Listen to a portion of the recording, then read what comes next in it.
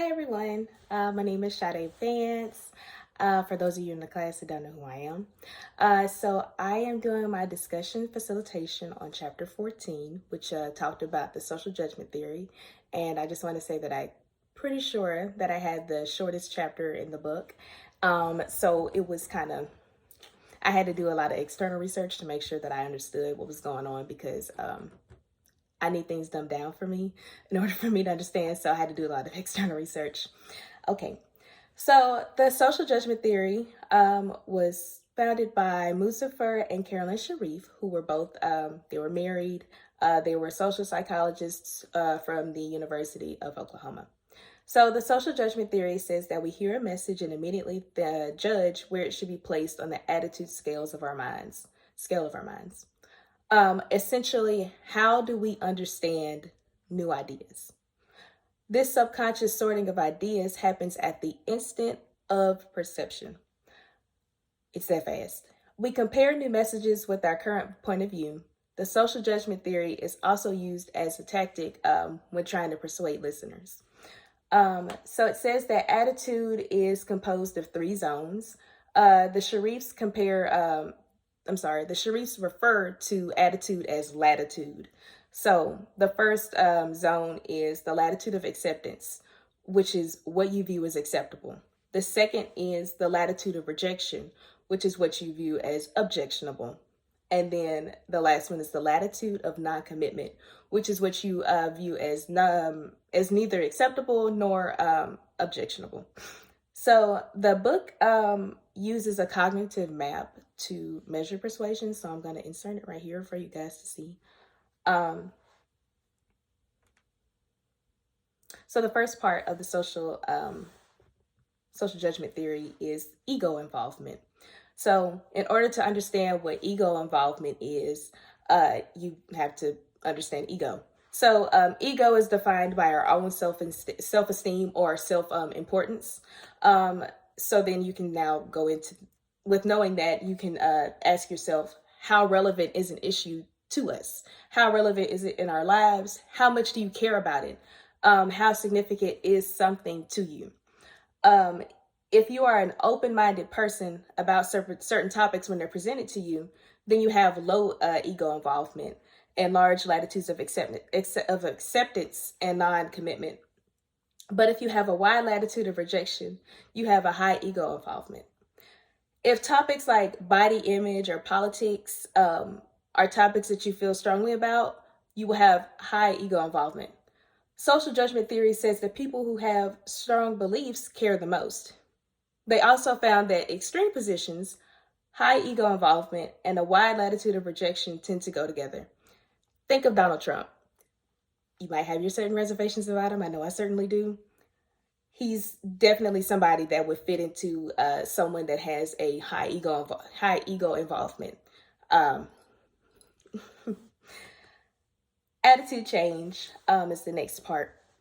So there's a two-step mental process that is triggered when a person hears a message. The first phase is the judgment phase, where you evaluate the content of the message first to see where it falls in comparison to your own personal beliefs. The second phase is when you adjust your anchored attitude toward or away from the message. It happens below the level of consciousness. So it's that fast and we don't even realize that we're even doing it. Contrast and assimilation. Contrast falls under the latitude of rejection. A message that is judged, so contrast is a message that is judged as far away from their personal beliefs than the idea actually is. So for me, I grew up Pentecostal, believe it or not. I wore skirts every day, even in the winter. I was asked all the time in high school if I was cold, and one time I gave my response, and which is why I stopped responding back to people whenever they asked me. I gave my response saying, of course I'm cold. It's 40 degrees outside. Anybody would be cold. You're cold with pants on. It immediately turned into something different and started to be like, people weren't in agreement, the Pentecostal denomination, things like that. So that's an example of contrast. assimilation falls under the latitude of acceptance. It is a message that is judged to be closer to their personal beliefs than it actually is. A student in a class believes that their teacher is out to get them and doesn't want them to succeed. Another student says that the teacher's teaching is a little bit hard and a little bit hard to understand.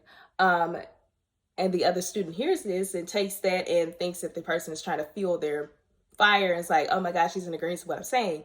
But in reality, the other student was not trying to agree with what he was saying. He doesn't think that the teacher's is out to get them, but this other person definitely does. So I hope that example kind of like gave you a clear understanding of what assimilation kind of meant.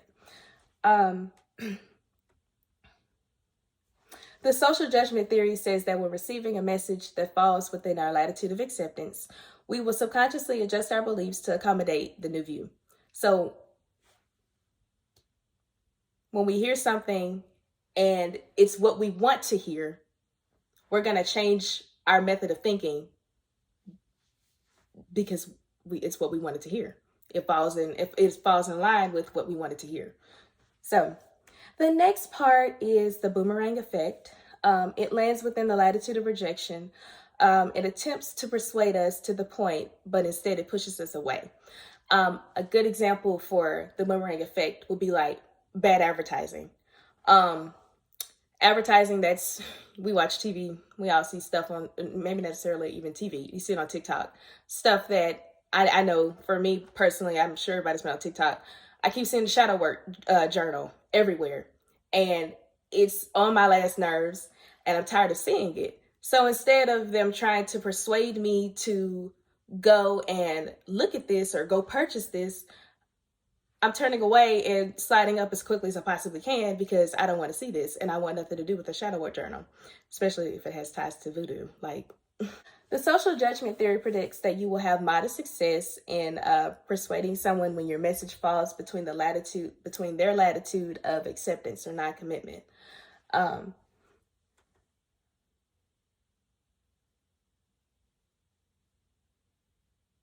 So that's all I really had.